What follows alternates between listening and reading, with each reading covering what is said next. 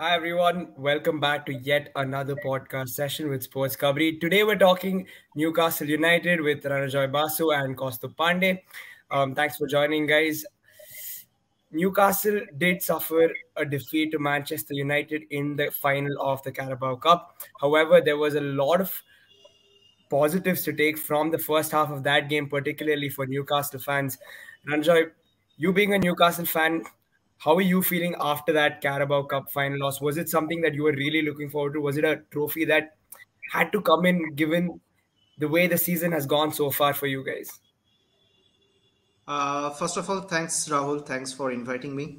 Yes, it was a disappointing result for us. We were really hoping for the cup because we haven't had anything since 1955. So any cup will be appreciated the way boys are playing.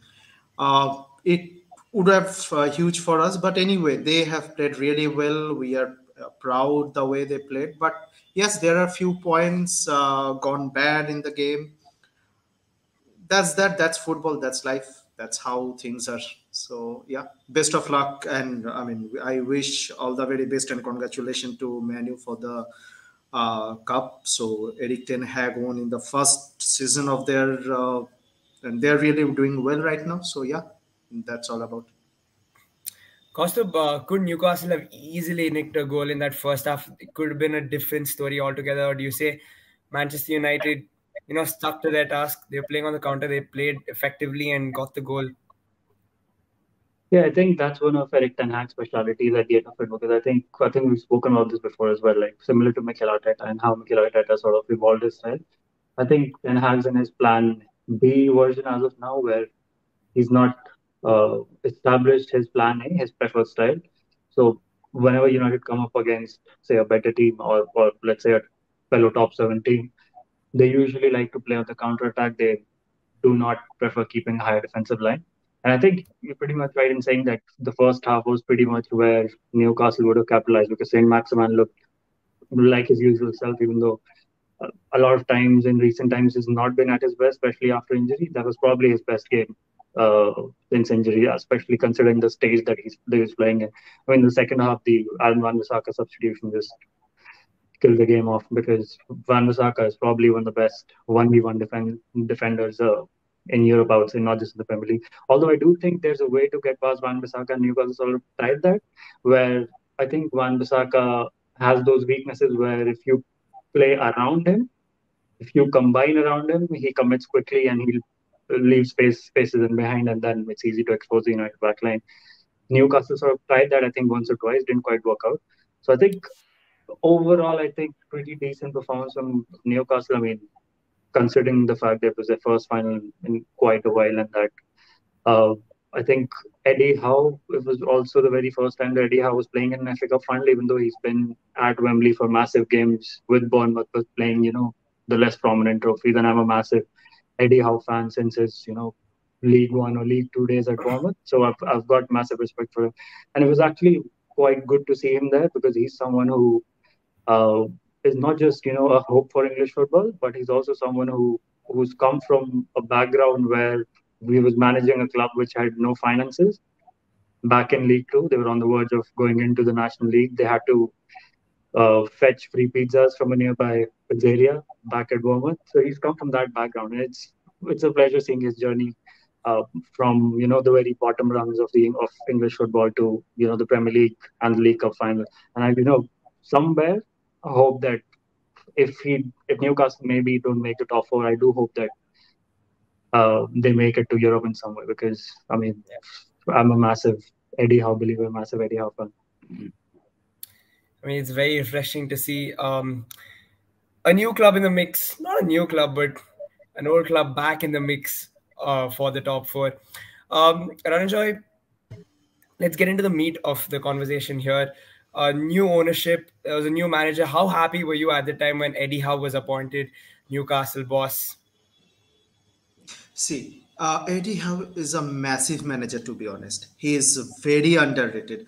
I believe among the English manager, he and the Potter are the most underrated, though Potter having some issue with Chelsea currently. But we are extremely pleased when Eddie Howe came to us, and I mean, actually, our management went to Eddie, and Eddie presented the presentation he had in mind for Newcastle, and it beautifully matches with the vision our new owner had. And that's just something we were extremely pleased. And see, the result speaks for yourself. So last season we were the relegation contender, okay, and right now we are fifth in the league with 2 games in hand in game week 25 and a league cup runner up. So that's how Eddie Howe transforms our team.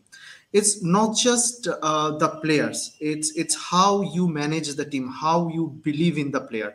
And Eddie Howe exactly transformed our team into such a way that everybody wants to be part of that team. Everybody wants to give their 100%. And I would really, I mean, pleased, and I'm really excited to see when Eddie Howe appointed, and that guy is actually having gut to come to a team which is struggling, really struggling with our performance that time, and relegation looming all over us. But he came, he guardian angel, became our guardian angel, and he proved what he can do, what he have done in Bournemouth, a transformation in Bournemouth. Whatever Bournemouth is doing currently this season is entirely based on the base created by Eddie Howe and his management team. So whatever praise or thanks we give to Eddie Howe is not good enough. And this is, I mean, I believe that I seldom speak with my other fellow Newcastle fans that bringing Eddie Howe probably the best transfer we have after the takeover. Kaustubh, now just touching upon Eddie Howe, Ranajoy mentioned that Newcastle was struggling last season, and just to bring this team together and challenge for the top four is testament to how good a manager he is, isn't it? Yeah, I think, and it's not like he's not used to it either, because I remember, I mean, as I said, I've been a massive Eddie Howe follower. I mean, I've tried to replicate what Eddie Howe has done on Football Manager, and I've tried and failed multiple times. But Eddie Howe's done that in real life, because I think there was a time when I think this was his second season at Bournemouth, where uh, they were 4 seasons ago they were in League One, and they still had the similar spine in terms of they hadn't made these massive transfers, which they ended up making. I think Nathan Ake was there, but he was initially on loan. But they had the same spine there. And, although players like Mark Pugh and I think a couple of other players had left, but, Matt Ritchie was still there, Callum Wilson was still there. As far as Ryan Fraser was still there, who obviously are still there at Newcastle. I think Steve Cook was there. And these were players back then who were championship players. They were in their second season in the Premier League, and in the previous season, I think Bournemouth had finished 17th in Howe's first season in the Premier League, and they finished ninth. Which, although there have been always been question marks about Eddie Howe's, defensive coaching, and that those problems sort of, escalated after a point at Bournemouth, because even though they spent a lot of money on defenders, they ended up being relegated. But I think Eddie Howe's shown at this point that uh, this narrative that Eddie Howe's never been a good defensive manager, that's not true. Because I think if you look at, I mean, this is about 2 weeks ago where I was looking at the least number of goals conceded across Europe. I think Newcastle were third best. I mean, they had conceded the third least amount of goals across Europe, and they were about 5 goals behind Barcelona. And this was before Barcelona lost to Man United, by the way. So I think it just shows that there were a lot of narratives around Eddie Howe that have been proved wrong, and there have been a lot of things that have been said in the past that have been, almost reinforced this season. And I think Howe's always been the sort of manager who's been excellent at getting the best out of individual players. Because I think if you look at the current Newcastle side, it's not as if they've replaced every player that existed during the previous managers' eras, be it Rafa Benitez or Steve Bruce. I think only a couple of players, when Botman and Nick Pope are the only ones who've been bought after, Eddie Howe's come in, and maybe one or two others. A vast majority of the team is still the same. And the fact that that very team has become a completely different unit shows that he's not just great at coaching players individually, he's excellent at coaching a system into the players, which is, pressing high up the pitch, preventing opposition teams from using transitions. So I think, I mean, as I previously said, I can say no wrong about Eddie Howe. Like you mentioned, Kaustubh, it's not like Newcastle have changed their entire setup. The money that's come in has been spent on these X factor players, for example, across England or across Europe. Rather, they've made some really smart signings. Kieran Trippier, they've brought in Sven Botman, they've brought in Bruno Guimaraes.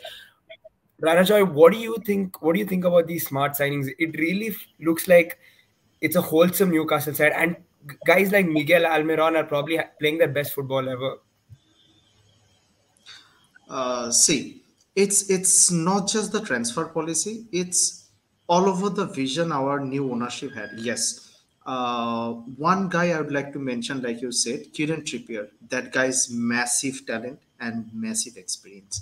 With that much of talent and experience, a guy coming to a club which is a relegation struggling club without a relegation clause, that's a very big part of characteristic part of Kieran Trippier. We needed I mean, though we have Lashley's as a club captain, but we needed a true leader. That's where Kieran Trippier came in.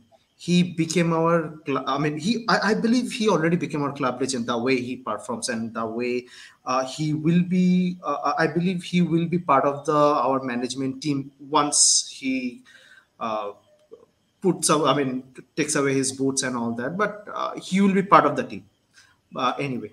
So the what I believe is what then we have to talk about our previous ownership little bit, because that time in the infamous Mike Ashley era, we didn't have any structure of board structure, management board structure. We didn't have much.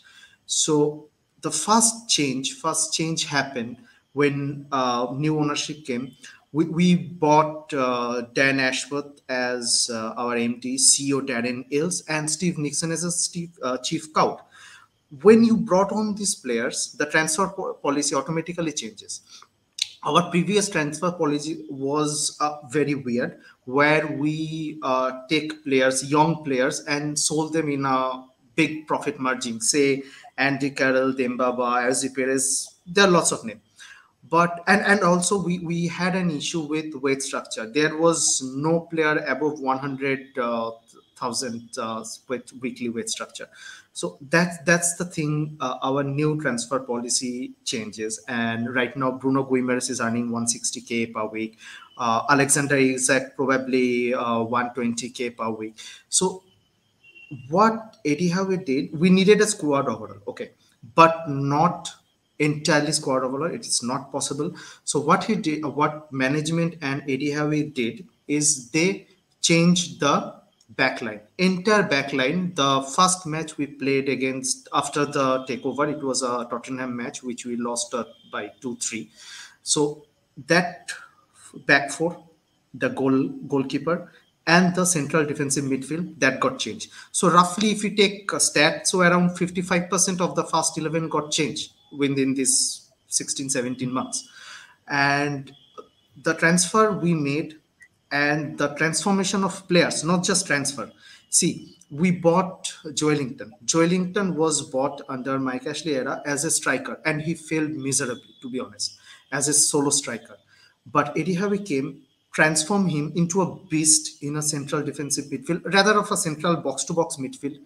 Then we bought Dan Burn in previous window, and Dan Burn especially bought as a central back to be paired with Fabian Schär. But after Target's injury, he has to shift in left back, and he's playing, to be honest, phenomenal with his height, 6'5", a left back playing this much well. It's amazing. And Miguel Almiron, I have to say, when Eddie Howe came, his confidence was at floor. To be honest, he came he boosted up his confidence. Right now, Miguel Almiron with top scoring players with 10 plus goals in our team. So that's how our transfer policy, not just transfer policy, how our management and Eddie Howe transform our player. So to be honest, it's just amazing to see how the board and the management is doing currently. Kaustubh, I just want to bring up one player that Ranajoy mentioned there, who is Alexander Isak, one of these signings. Callum Wilson is obviously has been the player to go to in terms of number 9 position for Newcastle. But do you see a conundrum in who could end up starting for Newcastle once Isak is all set and ready to go? He's obviously coming back from injury. Yeah, I think since the very fact that Isaac was injured for a fair bit and he couldn't play during that World Cup period before and after that, sort of shaped our visions that since Callum Wilson's a proper Eddie Howe player, he's been with him since, he was a child and stuff like that. We sort of think that maybe he's the one. And honestly speaking, I sort of forgot that Alexander Isak was still there after the season restarted. So once I saw him that he's still there, I realized that maybe it's not time for Isaac to play regularly. And I think will sort of see that in the next few weeks and next season onwards as well, because Callum Wilson has these injury issues, which have been prevalent since he was loaned out to the National League when he was a Bournemouth player, and he's had 2 ACLs, by the way. Which, I mean, Callum Wilson has a story of his own, which is just as inspirational as Eddie Howe's very own story. But I think uh, on his day, Alexander Isak is one of the most complete forwards in European football, and we saw that when he was at Real Sociedad during the Euros as well. Although he's not someone who's excellent at goal scoring, because I think even though he had a pretty decent season at Real Sociedad last season, I think he couldn't even reach double figures. But he's someone who improves those around him. And we'll see, I think, over time when the project, develops into something different and Isaac plays more often, we'll see that Almiron will be much more active in the goal scoring department. Although we know that he's been pretty active already, but I think he'll improve. He'll go one level up, and a lot of the players around him, sound like Joe Willock and people like Alan Saint Maximan, even Joe Linton. I think they'll be elevated to a different level because he's like the sort of player who holds up the ball, brings others into play, make these excellent runs in behind, and is very good at receiving the ball as well. Which, although Callum Wilson does pretty decent, but he's got a couple of strengths that he plays off. Whereas Isaac, I think, is much more complete. And as I said, it reminds me a bit of Victor Osimhen, who's tearing Serie A and Champions League apart. But it's the very fact that Isaac suffered some injuries here and then. He's got these regular muscle issues, muscle injuries that sometimes hold him back, but he's still quite young. And I think Wilson's about 30, 31, just that age range. So I think there'll be a time when we'll soon see Isaac playing often. And honestly speaking, when Isaac joined Newcastle United, I sort of expected him to join a club which was already in the Champions League. So that move came as a surprise. I mean, clubs like Arsenal, United, and I think even Tottenham were sort of looking at him, and there were clubs in Spain looking at him as well, Atletico Madrid, who are experts at finding these strikers. Who obviously half of them don't quite work out, the rest of them turn into absolute superstars. So I thought, why Newcastle? But we've seen that Eddie Howe's building something, and I think Isaac's a massive part of it, especially considering the fee that he was bought for. Well, Ranjo, if you were the manager right now, would you pick Isak over Wilson? Not right away, but yes, maybe in the probably after game week 30, 31, I would start playing Isak regularly to be more cope up with the team. So if you look how Isak plays, even in the Spanish league and currently in Newcastle, Isak is not a box player. So he has a tendency to drift wide. So we need a typical number 10 and winger who comes inside a penalty box when Isak is going out. That's something our team already started doing. We already saw Joelinton scoring probably against Southampton in cup final, where Isak cut from right side, passes Joelinton, and Joelinton scored. So that's something we need to cope up. But yes, Wilson has so much to offer. Probably 1 or 2 seasons, Wilson still will be with us. And Isak, yes, gradually, if I be the manager, gradually I'll be introducing Isak more often to the team because Isak has a very big potential. He is very young. His prime yet to come, and we want his prime to come when he's in Newcastle and when we'll be playing in Champions League. Kaustubh, Newcastle are 4 points off Tottenham. They have 2 games in hand. It's been a great season so far for them. Given the place they are right now in this season, what do you expect Newcastle to claim success to be? Like where can you say that okay, Newcastle have been successful this season, given the fact that they're sitting 4 points below Tottenham at the moment? I think any finishing position inside the European spots will be an achievement for Eddie Howe and Bournemouth because, I mean, especially considering the context of where Newcastle come from. I mean, even though they sort of lost the League Cup final and that they've sort of gone out of the top four. I think being fifth or I think even sixth or seventh might be a pretty decent finish for them considering that they were down in the trenches last season under a completely different manager. So I think, although I think Newcastle fans will be disappointed that they can't finish inside the top four, considering that they were there at one point. But I think, and also the fact that Newcastle's underlying numbers are actually pretty decent. And when it comes to XG conceded and the XG they've generated, it's been pretty decent. Oh, so which gives me promise that they can still make it, considering that we know Chelsea and Liverpool aren't having the best of times. And Brighton, I mean, Brighton are there, but they're not top for material yet. Even though I'm a massive Roberto De Zerbi fan since his Sassuolo days, I think that's pretty much it. I think Newcastle will and can benefit from the fact that firstly Spurs are quite inconsistent, and they've got these issues where Antonio Conte has failed to impose his own playing style there. Week in, week out, we see players either playing the Conte way, whereas the next week we see them being clueless about how to play the same system which they played quite well in the previous game. So that's how inconsistent Spurs are. Liverpool can't. I don't see Liverpool making it to the top four, um, largely because of their midfield issues and how they're completely a different team as to how they used to be. Uh, no semblance of the same work rate. The idea about hard metal football that's disappeared for the time being. And we know Chelsea. Chelsea's issues are completely different and more complex. So I would say, yeah, I mean, even though they don't make it to the top four, I think fifth or sixth it should be fine for them. It's like if say a side like Liverpool or Brighton comes up and finishes fifth and Newcastle end up finishing sixth, won't be much of a problem. Uh, Especially considering the fact that if Newcastle finish sixth, they can still play in the Europa League since Spurs, City, and United are still in the FA Cup. And if they end up winning the FA Cup and they stay in the top four, so finishing sixth will make sure that Newcastle play in the Europa League. And I think to be fair, even seventh's not a bad finishing spot considering it's the Conference League now, and that the Premier League already has a fair amount of teams playing there, and that Roma won the the Conference League. So and not just Roma, I think the fact that Mourinho won the Europa League makes it much more. There's a sort of glorification attached to it. So playing in that competition will also not be bad. Although, I mean, financially and in terms of revenue, Europa League and Champions League offer something completely different.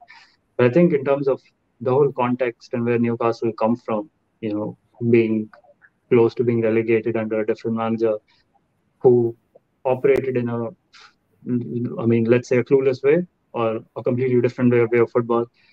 I mean, the progress they've made, and also the fact that Eddie Howe's system is not easy to coach. And you see a lot of managers. I mean, Graham Potter himself. I mean, who's again, as I said, Eddie Howe and Graham Potter are one of the best English coaches I've ever seen.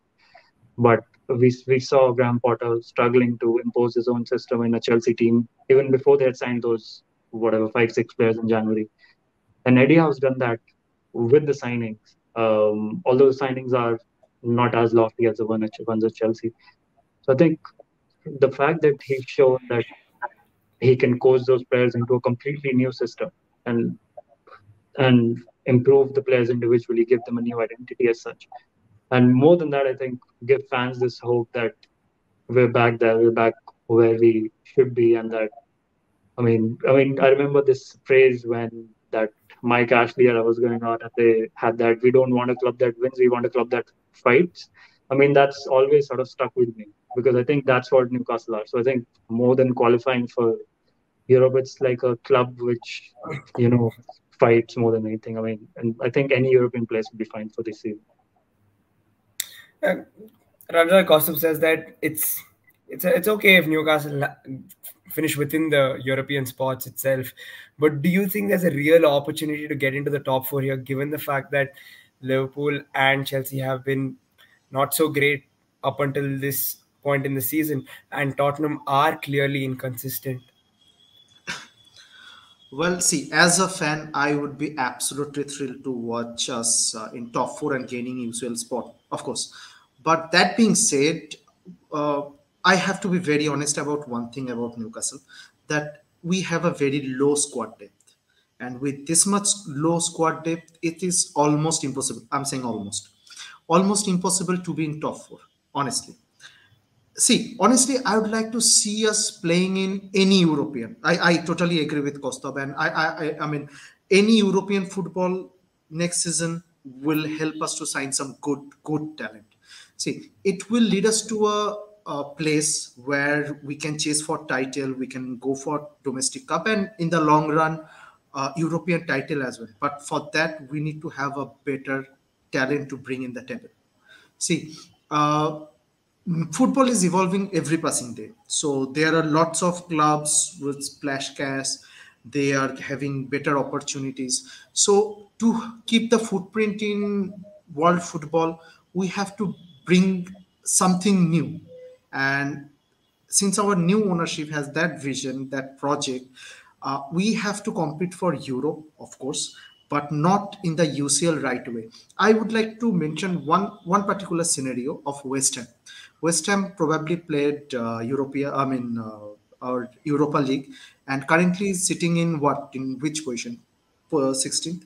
That only because of the lowest squad depth gets you there. So they are already struggling with European and the domestic and that league table.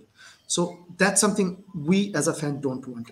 We don't want we'll be competing in Conference League or Europa League or even Champions League in best case scenario. And then in the league table, we sit in 14th or 13th or 15th position. That's something we don't want.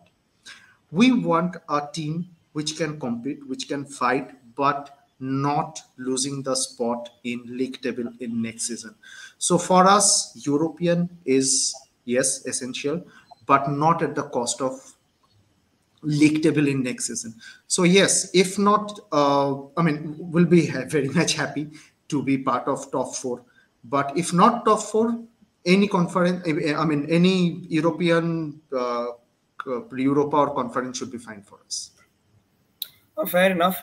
Kaustubh Pandey stated that he would expect Newcastle to do well in the league in the coming seasons as well. It's about maintaining consistency and ensuring that you're relevant in the global football universe. And so, what is your expectation from this Newcastle side in the coming seasons? What should Newcastle expect from themselves going forward as well? I think it all depends on, I mean, looking at how ownerships work. A lot of it comes down to that as well, because we had um, so far the way the approach Newcastle United have taken in the market is closer to Moneyball, because Dan Ashworth, someone who's very close to the people who actually invented Moneyball back at Brighton. So he's someone who's very much into, signing those lesser known diamonds and turning them into stars in the future, which obviously Brighton did. And that's what the Moneyball system actually thrives on. And I mean, we've seen Liverpool sort of gain success with that approach. Although, I mean, I've mentioned this before in the podcast as well, that a lot of what Liverpool achieved was actually a performance because of the system that Jurgen Klopp put in place, and the very fact that Klopp himself improves a lot of individual players, which he has. I mean, we see now the way Liverpool are functioning because of their, adherence to one particular ideology about recruitment. They're sort of struggling to, catch up with their opponents, and the league table shows that, and even the finances table show that because of the debts they're in, uh, and the fact that their squad's not the very spine of their squad is not as strong as the other uh, top six clubs in Newcastle themselves. So I think if the current ownership and Dan Ashworth are trying to use that approach, it would require a certain amount of performance. But I mean, we've seen that. say something like AC Milan, what Milan have done is that they had a similar sort of approach. Although Serie A has a completely different context, but they had an approach which was again based in Moneyball, sign for cheap, sell for expensive. But I mean, they've not sold anyone as such for an expensive value because they've lost three of their players for free. So that's a completely different case. But that was supposed to be their original goal. Sign players for about 7 million, 6 million players such as Pierre Kalulu. He signed for free, and he's playing regularly for them and playing quite well as well. So I think, although I don't think Newcastle wants something similar to that because they've got more finances than Serie A and AC Milan in general. But I think, you know, signing Sven Botman, who was, a player who was well known, was looked at by Milan themselves, Tottenham, United, and even Arsenal. And they signed him when the other clubs were actually focusing on other targets. Shows that Botman was, that opportunistic signing who we all knew is going to do well in the future. And he was already doing pretty well at Lille. And also sometimes with the Dutch national team when he was playing there. And then they signed Alexander Isak, who again, similar sort of mold where a lot of bigger clubs were looking at him, as I mentioned. They were linked with him. They were actively scouting the player. But Newcastle swooped in, and again, it was an opportunistic signing. Dan Burn, no one expected Dan Burn to be one of the very first Newcastle signings. And Kieran Trippier, again, he was someone who Man United wanted a fair bit. They were desperate for him before I think Diogo Dalot returned from his loan spell at Milan. And Trippier was a Man United fan. And I mean, he is a Man United fan, born and bred in Manchester. So he ends up at Newcastle United there. And again, just like Dan Burn, one of his very first signings. So although these are really great signings, but it all depends on how much Eddie Howe can, perform with them, or I mean, perform with them. Because um, as I mentioned, when you have a project such as this, you need to make sure that your manager is welded into that approach of recruitment as well. Jurgen Klopp, as I mentioned, Klopp is someone who always looks inwards instead of looking out into the market because he's keen on improving his own players. And Eddie Howe, I think, is quite the same because as we've already talked about, that Howe has improved so many individual players that previously either existed at the club or those or the new signings. So I think Howe has that in him to make this team overperform, and I think he already is by uh, considering the depth of the side and the fact that they were in the relegation zone for a fair bit of last season. So I think if you're presuming that Howe is to stay there and that Newcastle are building on this identity, which a lot of other clubs that have had these influential owners have not stuck to. I think if Howe performs, I think Newcastle can do something in Europe as well. Because I think we look at the way City have approached uh, their football and the way they've created their own identity into a European football space. I think they've gone to the other extreme where they want to sign superstars. I mean, pretty much every single transfer window. Paris Saint-Germain, they've done the same thing. And when Man United get the new owners, they'll probably do the same thing. Chelsea have done that. We've seen what Chelsea have done. I mean, there's no need to talk about it or elaborate further about it.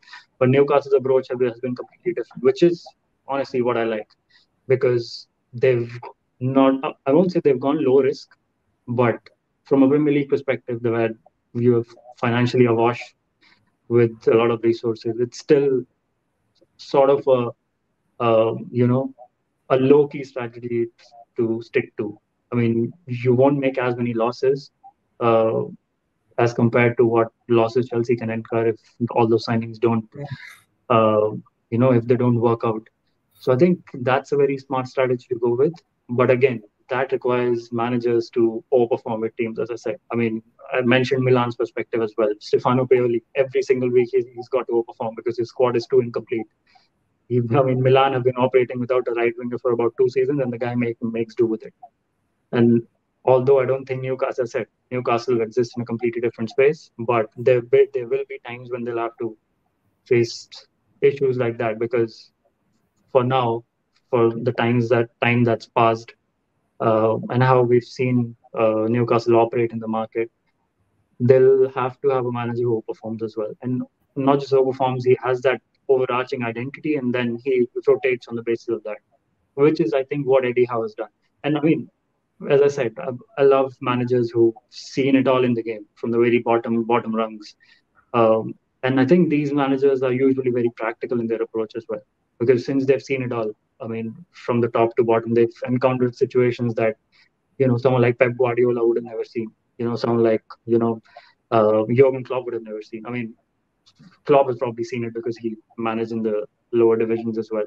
But you know what I'm saying. Someone like Guardiola would have never seen because he's always worked at the very top of the game, whereas Eddie Howe's encountered a range of different situations. So I think he's got that survival instinct in him, and he's got that practicality about him, pragmatism about him, which can always make sure that Newcastle overperform. So I think, yeah, whenever Newcastle make it to Europe, no matter which competition it is, I think, especially if they make it to the Europa League and they have, I mean, if they have enough depth, I think they can do decently win in the Conference League.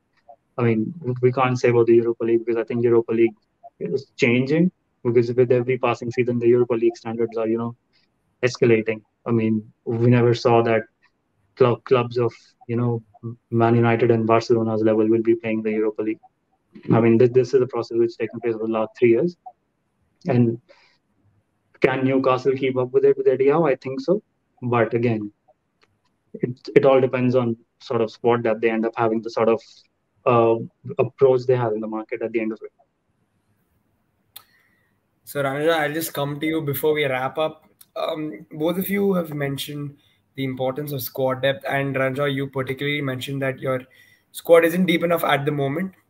Of course, the summer transfer window is fast approaching yet again. Um, if there are a couple of places that you would like to see improved in this Newcastle side, what positions are they? Of course, we're not talking huge improvements, but slow and step-by-step improvements. Where do you want to see change in this Newcastle side? Yeah, so first position, very important for us, number six. A Yeah. central defensive midfield is a must for any team to thrive at any level. Then we need one left back. Target sometimes gets injured with his injury issues. We have backup is Jamal Lewis, who we or Eddie Howe does not believe much, so we have to put Dan Burn at that moment. So I believe there is a gossip going on with Arsenal with Tierney coming in. So we will see how things goes because Tierney also has injury issues going on here and there. Then we need a number 10. So for last couple of windows, probably we've been chasing Madison from Leicester, and I think Newcastle would go for wholeheartedly for Madison this time. So to be honest, I need three positions to be filled in: a number 6 CDM, a left back, and a number 10, if possible, a backup striker to Isak and Wilson, because we have seen Wilson and Isak both gets injured at a time when Wood had to play as a first team player. So if Wilson and Isak gets injured, we need another backup as well. So yeah, that's all the position I would like to fill in. Thanks, Ranajoy. Kaustubh, you want to add any other positions, or do you agree with Ranajoy? Yeah, I completely agree because I think even though Bruno Gomaresh, he's a lot of time been deployed as the deepest midfielder, I don't think he's. I mean, the sort of qualities that he has, I think he can be very useful closer to goal on in the box to box role. Because I think, I mean, he's someone who's very very good at carrying the ball forward, and he's. I mean, we've seen that constantly that although he has injury issues, he has that extra spark in midfield as well. I mean, that he's got that instinctive ability about him. And weirdly enough, he was a regular defensive midfielder at Leon, which which was always a surprise for me because he never had that sole capability about him, and he was always that complete midfielder who could play everywhere. So I think a defensive midfielder is always very important for any team to form a spine. And I mean, I like the way Sean Longstaff has improved as well. I mean, I actually never expected Sean Longstaff to improve. in the way that he has. And I mean, we also see him making those runs inside the final third and getting those shots away. I mean, we compare Sean Longstaff to Scott McTominay a lot of times, be it positive or negative, but I see a lot of similarities between those two because, I mean, both of them can make those runs inside the final third and get shots away. I mean, we've seen Longstaff do that a fair amount of times in recent memory as well. But I think there can be an upgrade over Longstaff, regardless of how much he's improved. I mean, if he plays as the deeper number six, and I mean, the number six is the most important position in football for me, and I think um, upgrading there, if you're upgrading there, I think you are basically increasing the ceiling of the team. I mean, I think a defensive midfielder actually raises the ceiling of the team, and the forward players increase the roof of the team. I think it's going to be a very important thing. And I think we mentioned James Madison as well.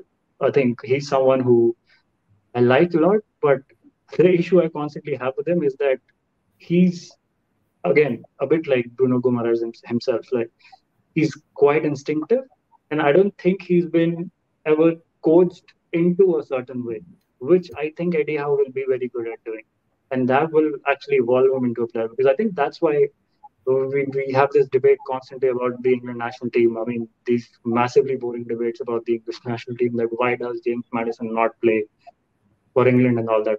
I think the reason for that is because he's very raw. There was a time when we compared Jack Grealish to James Madison. Under Pep Guardiola, Grealish has now matured.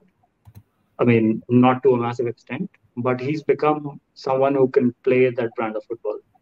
Whereas I don't think Madison's been matured into a certain level of a player, which is why I think he's still got some inconsistencies about him, and that's why he never plays for England either. So I think Eddie Howe will have a role to play there because I think he's, as we've spoken about, he's someone who can,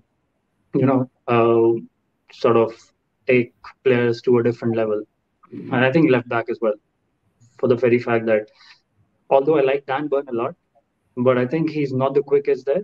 And we've seen how uh, at Bournemouth when he had those fullbacks in Adam Smith, and on the other side he had Charlie Daniels, I think, who I remember scored that brilliant goal against Man City once upon a time. They were the sort of fullbacks who constantly marauded forward. Whereas Dan Burn is not much of a fullback of that type. He helps more in build-up. Although I think that's very good when Newcastle do it from the back and, build up with an extra man.